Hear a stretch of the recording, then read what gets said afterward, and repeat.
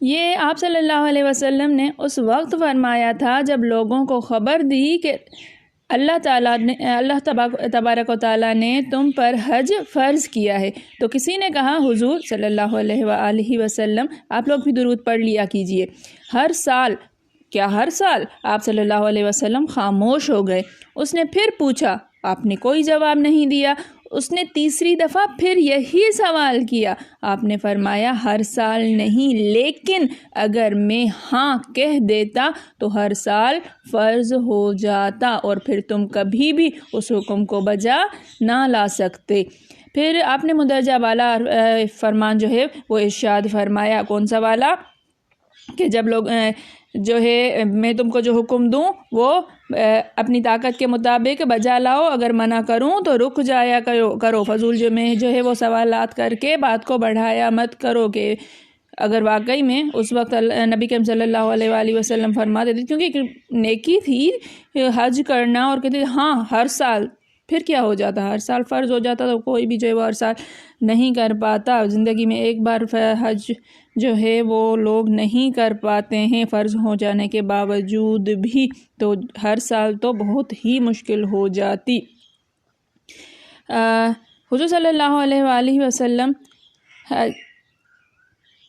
حضرت انس فرماتے ہیں جب ہمیں آپ سے سوال کرنے سے روک دیا گیا تو یہ قرآن مجید میں بھی آیت ہے، یہ والی آیت کے منع کر دیا گیا تھا، تو حضور صلی اللہ علیہ وآلہ وسلم سے پوچھتے ہوئے ہیبت کھاتے تھے، چاہتے تھے کہ کوئی بادیہ نشین ناواقف شخص آ جائے، یعنی گاؤں میں رہنے والا، دور دراز کا، جو نبی کریم صلی اللہ علیہ وآلہ وسلم کے حضور میں پیش ہونے کے جو ہے وہ آداب نہ جانتا ہو، تو وہ سوالات ٹڑا ٹڑ کرتے رہتے ہیں وہ لوگ، تو وہ آ جائے، وہ پوچھے تو ہم بھی سن لیں۔ حضرت برہ بن عازب فرماتے ہیں میں کوئی سوال حضور صلی اللہ علیہ وآلہ وسلم سے کرنا چاہتا تھا تو سال بھر گزر جاتا تھا کہ مارے ہیبت کے پوچھنے کی جرت ہی نہیں تھی۔ یہ تھے صحابہ کرام کہ اللہ تعالیٰ نے ایک بار حکم دے دیا اور وہ رک گئے، سوال اللہ تعالیٰ نے منع کیا ہے کہ سوال نہیں کرنا ہے تو وہ سوال کرنے سے بالکل ہی رک گئے تھے۔ ہم تو خواہش رکھتے تھے کہ کوئی اعرابی آئے اور حضور صلی اللہ علیہ وآلہ وسلم سے سوال کرے۔ اعرابی وہی وہ گاؤں کے لوگ جو ہوتے ہیں آس پڑوس کے، جو قریبی گاؤں کے یا دور دراز کے گاؤں کے آتے ہیں، انہیں اعرابی کہتے ہیں۔ سوال کر بیٹھے پھر ہم بھی سن لیں۔ حضرت ابن عباس فرماتے ہیں اصحاب محمد صلی اللہ علیہ وسلم سے بہتر کوئی جماعت نہیں۔ انہوں نے حضور صلی اللہ علیہ وآلہ وسلم سے صرف 12 ہی مسئلے پوچھے جو سب سوال جواب کے قرآن پاک میں مذکور ہیں، جیسے شراب وغیرہ کا سوال، حرمت والے مہینوں کے بابت کا سوال، یتیموں کے بابت کا سوال وغیرہ وغیرہ۔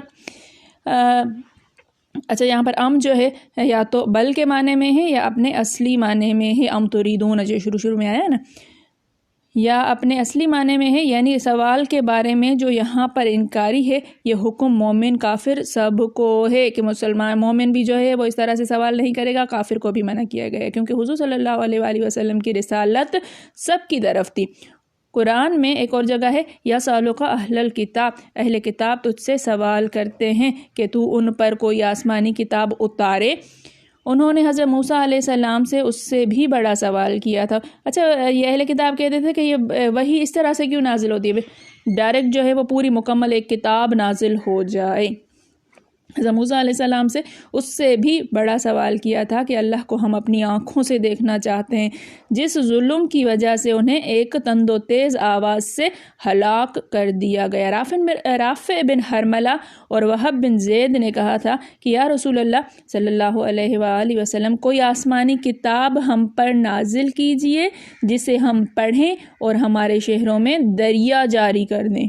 واہ کیا بات ہے، تو ہم آپ کو مان لیں۔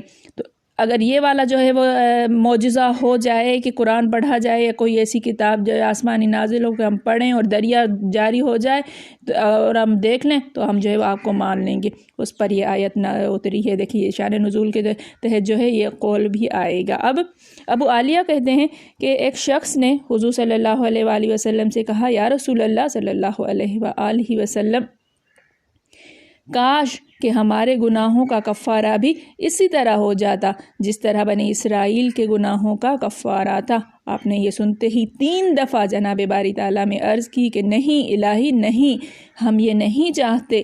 پھر فرمایا سنو، بنو اسرائیل میں سے جہاں کوئی گناہ کرتا اس کے دروازے پر قدرتاً لکھا ہوا پایا جاتا اور ساتھ ہی اس کا کفارہ بھی لکھا ہوتا۔ ابھی گناہ ہوا اور رات کو صبح کو وہ اٹھتا تو اس کے دروازے پر لکھا ہوا ہوتا تھا کہ فلاں گناہ تم نے کیا ہے، اس کا یہ کفارہ ہے۔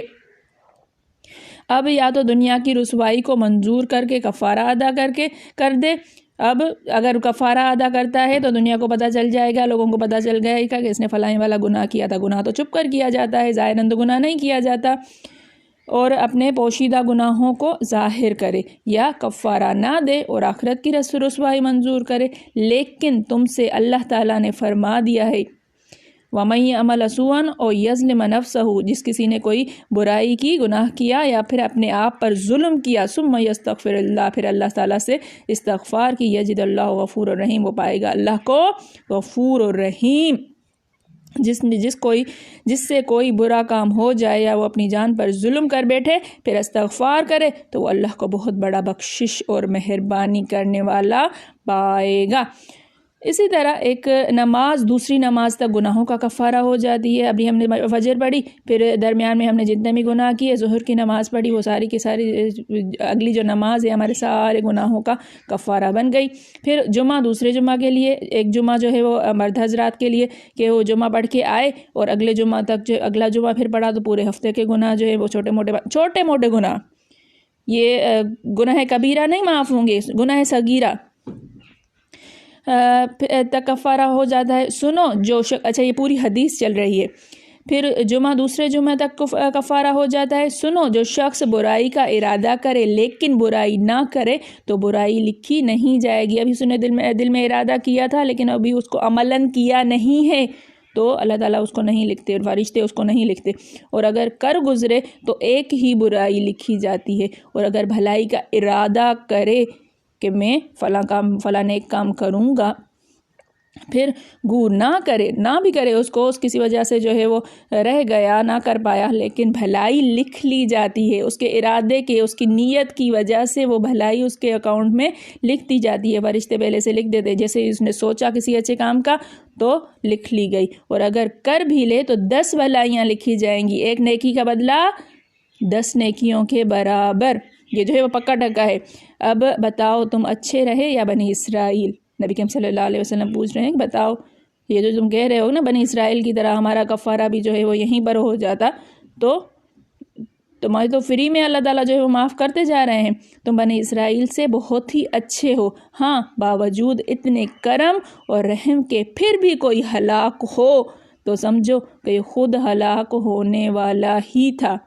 اتنی زیادہ مہربانیاں، اتنے زیادہ آسائشیں، گناہ جو ہیں وہ اس طرح سے مٹتے چلے جا رہے ہیں، اور پھر بھی جو ہے وہ بندہ نہیں سمجھتا ہے تو وہ خود کو خود ہی ہلاک کرنے والا ہے۔ اس پر یہ آیت نازل ہوئی، یہ نبی کریم صلی اللہ علیہ وسلم نے فرمایا، یہ بات چیت ہوئی ہے، اس کے اوپر جو ہے یہ والی آیت نازل ہوئی ہے۔ مطلب یہ دوسرا یا تیسرا شان نزول ہوگا۔ قریشیوں نے حضور صلی اللہ علیہ وآلہ وسلم سے کہا کہ اگر صفا پہاڑ سونے کا ہو جائے، صفا مروہ پہاڑ ہے نا، تو صفا پہاڑ سونے کا ہو جائے تو ہم ایمان لاتے ہیں۔ آپ نے فرمایا اچھا، لیکن پھر مائدہ آسمانی دسترخوان، مائدہ جو ہے سورہ مائدہ کے اندر ہے، مائدہ کا مطلب ہوتا ہے آسمانی دسترخوان، مانگنے والوں کا جو انجام ہوا وہی تمہارا بھی ہوگا۔ یہ مکی دور کی بات ہوئی، قریشیوں نے کہا تھا تو تمہارا بھی وہی انجام ہوگا، وہی تمہارا بھی ہوگا، جس پر وہ انکاری ہو گئے۔ انہوں نے کہا کہ نہیں پھر جو ہے وہ ہمیں نہیں چاہیے، اور اپنے سوال کو چھوڑ دیا۔ مراد یہ ہے کہ تکبر و عناد، سرکشی کے ساتھ نبیوں سے سوال کرنا نہایت مذموم حرکت ہے جو کفر کو ایمان کے بدلے مول لے۔ ایسا نہیں ہے کہ کوئی جو ہے مسئلہ بھی نہیں پوچھا جائے گا، ادب کے ساتھ، لحاظ کے ساتھ، ضرورت کے ساتھ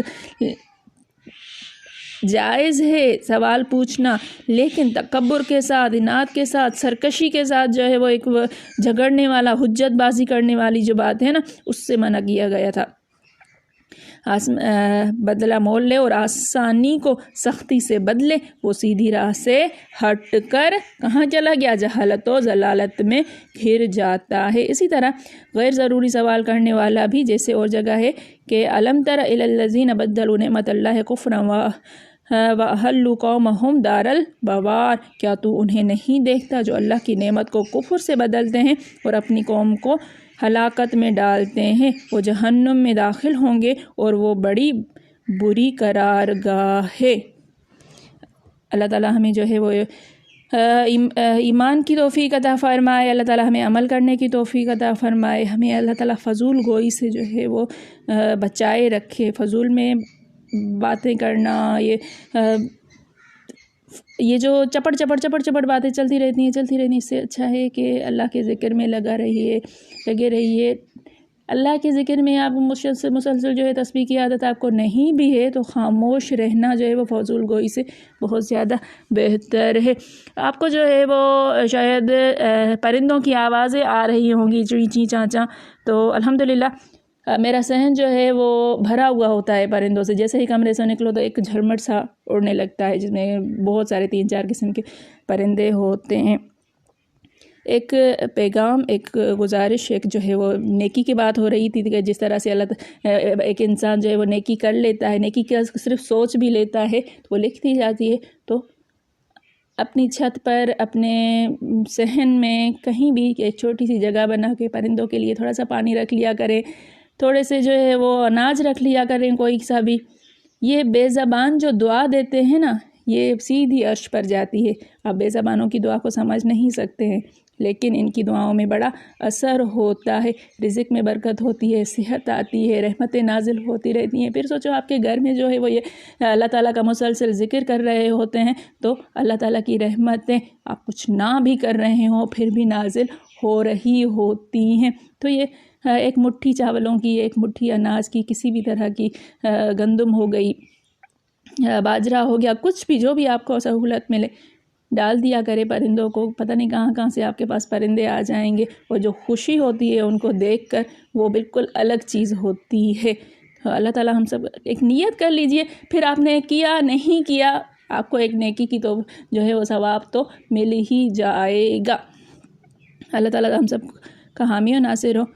میرے پڑھانے میں، آپ کے پڑھنے میں، میرے سمجھانے میں، آپ کے سمجھنے میں کوئی غلطی، خطا، بھول چوک ہو گئی ہو تو میں تہہ دل سے اللہ تعالیٰ کے حضور میں توبہ کرتی ہوں اور معافی کی خواستگار ہوں۔ ربنا تقبل منا انک انت السمیع العلیم۔ السلام علیکم ورحمۃ اللہ وبرکاتہ۔